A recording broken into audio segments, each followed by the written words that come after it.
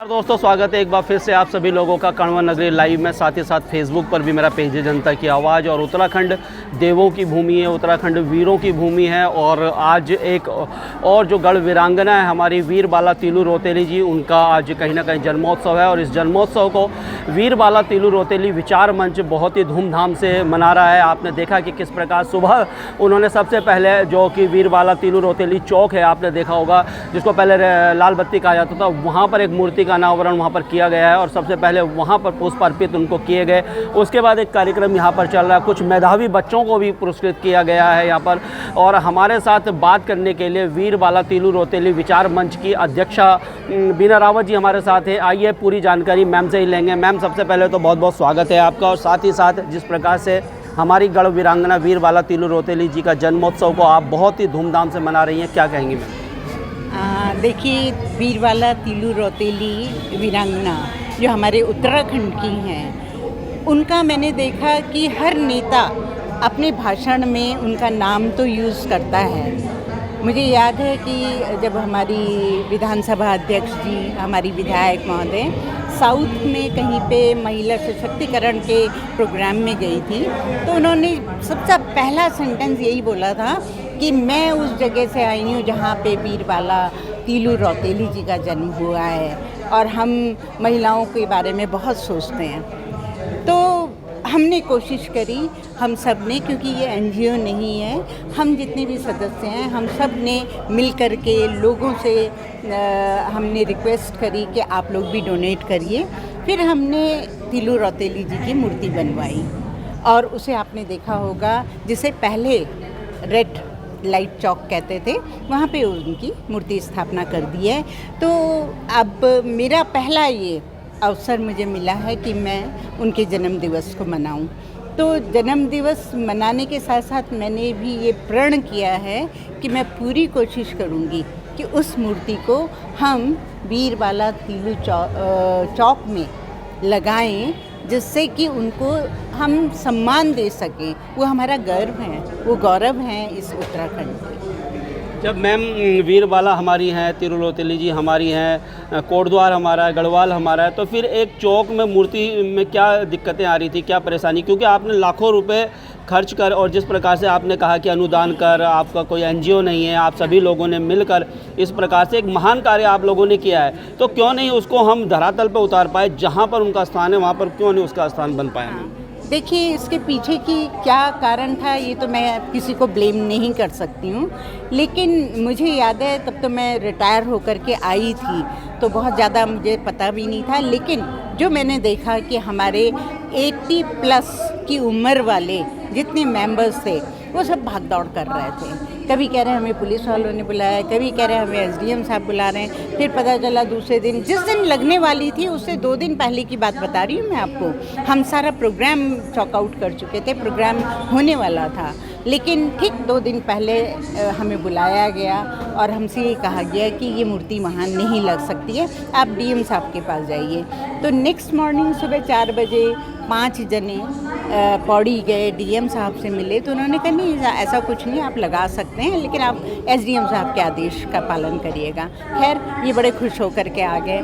फिर एसडीएम साहब ने कहा कि नहीं, लगाने में कोई प्रॉब्लम नहीं है, आप लगा सकते हैं। बड़ा पॉजिटिव जवाब दिया। फिर उसके बाद वो गए, कहा कि पुलिस वालों से मिलिए आप। पुलिस वालों से मिले, उन्होंने कहा कि ट्रैफिक पुलिस से मिलिए, तो उन्होंने कहा कि देखिए ये एनएच है और एनएच में मूर्ति नहीं लग सकती है। ये बड़ा आश्चर्य हुआ हम सबको कि एनएच में मूर्ति क्यों नहीं लग सकती, जबकि हर बड़े शहरों में है, सब जगह है, मूर्तियाँ लगी हुई हैं। तो कोटद्वार ही ऐसा क्या निराला एनएच था जिसमें मूर्ति नहीं लग सकती थी?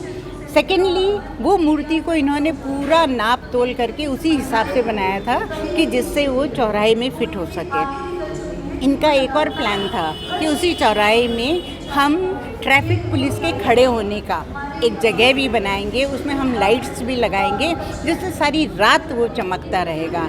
लेकिन अफसोस कि वो हमें परमिशन नहीं मिली। फिर मजबूरन फिर हम सुरेंद्र सिंह जी नेगी जी के पास गए, हेमलता नेगी जी के पास गए जो कि पूर्व मेयर हैं, और उन लोगों ने आउट ऑफ द वे जा कर के मदद करी, हमें ज़मीन का वो टुकड़ा दिलाया, क्योंकि हमारा सारा कुछ हम पैसा लगा चुके थे, हमें सिर्फ स्थापना करनी थी।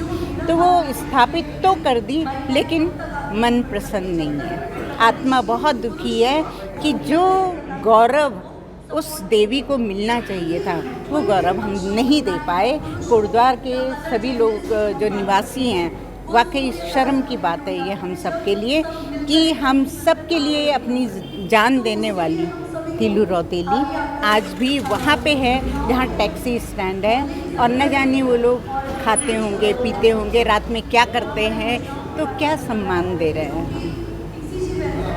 तो देखिए, मैम ने जिस प्रकार से कहा है, कहीं ना कहीं हम सभी के लिए बड़ी शर्मिंदगी का विषय है कि हम एक अपनी जो वीरबाला तीलू रौतेली को एक मंच प्रदान नहीं कर पाए। जो उन्होंने काम किए, अल्प आयु में ही अपनी जगह के लिए उन्होंने जान गंवा दिए, इस प्रकार का उनका इतिहास रहा है। और अगर वो चौराहे पर वो मूर्ति लगती तो जो लोग भी आते हैं, कम से कम जो युवा हैं, जो आने वाली पीढ़ी है, जो समझ रही है, वो उन मूर्ति को देखती, उनके बारे में उनके अंदर जिज्ञासा होती कि यार ये वीरबाला तीलू रौतेली जी है। वो एक साइड में पड़ी है, वहाँ पर किस प्रकार के अराजक तत्व वहाँ पर रहते हैं, कहीं ना कहीं वो मूर्ति का अपमान है। और हम सभी लोगों को मिलकर, वो कुछ भी हो, कोई भी हो, वो पत्रकार बिरादरी हो, वो समाज सेवी हो, वो नेता हो, वो अभिनेता हो, वो कलाकार हो, सभी को मिलकर इस और प्रयास करना चाहिए कि वो जो वीरबाला हमारी गढ़ वीरांगना है वो मूर्ति चौराहे पर होनी चाहिए। मैम, आप तो बड़ा काम कर रही हैं, और साथ ही साथ मैंने देखा कि आज 6 जो है मेधावी बच्चों को भी आप लोग पुरस्कृत कर रहे हैं, उसके बारे में थोड़ा मैम। हाँ, फिर हमने ये डिसाइड करा कि इस समय हम लोग दुगड्डा ब्लॉक के मेरिटोरियस जो गर्ल्स हैं उनको हम लोग सम्मानित करेंगे। तो फिर हमने 3 लड़कियां इंटर की हैं और 3 लड़कियां हाई स्कूल की हैं, उनको हम सम्मानित कर रहे हैं। पारितोष देंगे, थोड़ा सा एक टोकन मनी देंगे, जिससे थोड़ा बच्चों को लगेगा कि हाँ वाकई हमने कुछ किया है। तो उसमें हम आगे भी कई ब्लॉक्स हैं, वहाँ जाएंगे, वहाँ कार्य करेंगे और वहाँ पे लड़कियों को सम्मानित करेंगे। तो बहुत बहुत धन्यवाद मैम, आगे भविष्य के लिए भी, और आपकी इच्छा जरूर पूरी हो कि वीरबाला जो हमारी है वो चौराहे पर। बिल्कुल बिल्कुल, प्रयास जारी रहेगा हम सबका, और मैं सब लोगों से मिल रही हूँ, बल्कि मैं धामी जी के पास भी जाकर के उनसे रिक्वेस्ट करूँगी कि वो इस काम में हमारी मदद करें। Thank you. तो बस दोस्तों, यही कहूँगा कि अगर अच्छा कार्य हो रहा है तो उसमें हम सभी को बढ़ चढ़कर भाग लेना चाहिए, और जितना हमें साथ देने की ज़रूरत है उतना साथ देना चाहिए। तब तक के लिए दोस्तों धन्यवाद। जय हिंद, जय भारत, जय उत्तराखंड।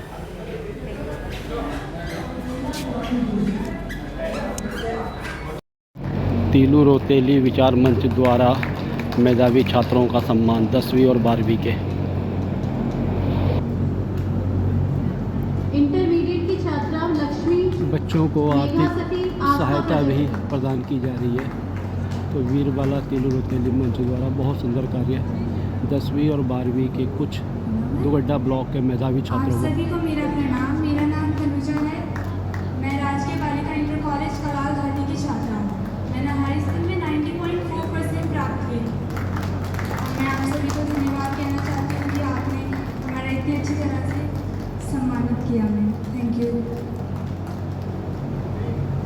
सर्वप्रथम आप सभी को मेरा नमस्कार। मेरा नाम मनीषा जोशी है। मैं GIC जयदेवपुर सिगर्दी में पढ़ती हूँ। मेरे हाई स्कूल में 89.9% है।